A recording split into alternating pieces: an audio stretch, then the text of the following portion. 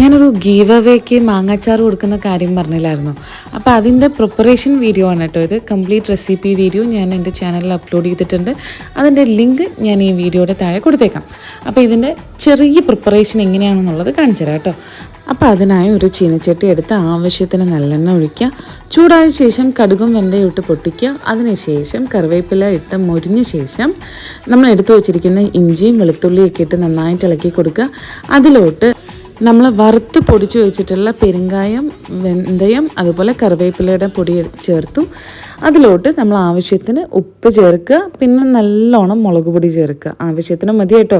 എന്നിട്ട് അത് ആറിയ ശേഷം നമ്മൾ ഉണക്കി വെച്ച മാങ്ങയിലോട്ടിട്ട് കൂട്ടത്തിൽ കുറച്ച് വിനാഗിരിയും ആ മാങ്ങയുടെ ഉണക്കുമ്പോൾ കിട്ടുന്ന നീരും കൂടെ ഒഴിച്ച് നന്നായിട്ട് ഇളക്കി കൊടുക്കുക. അപ്പോൾ ഇതിൻ്റെ കംപ്ലീറ്റ് മേക്കിംഗ് വീഡിയോ എൻ്റെ ചാനലിൽ അപ്ലോഡ് ചെയ്തിട്ടുണ്ട്. ഇതാണ് നമ്മുടെ ഗീവ് അവേക്കുള്ള അച്ചാർ കേട്ടോ. അപ്പോൾ വീഡിയോ ഇഷ്ടപ്പെട്ട ചാനലൊന്ന് സബ്സ്ക്രൈബ് ചെയ്തേക്കാം.